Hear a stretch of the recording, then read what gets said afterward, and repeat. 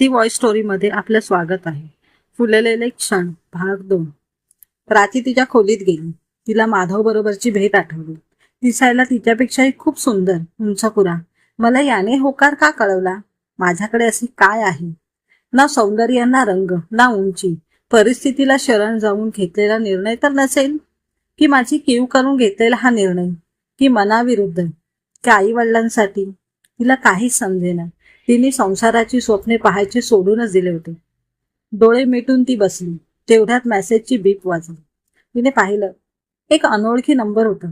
Message वाचला. Hello, मी माधव. तुम्हाला आमचा निरोप मिळालाच असेल. तुमच्या मनात काय आहे हे समजले तर बरे होईल. सॉरी हा, तुमचा नंबर मध्यस्थांकडून परस्पर मिळवला. तुम्हाला प्रत्यक्ष विचारावे असं वाटलं म्हणून. तुम्ही पूर्ण विचारांचे निर्णय घेतला आहे ना? म्हणजे माझे रूप, रंग, शिवाय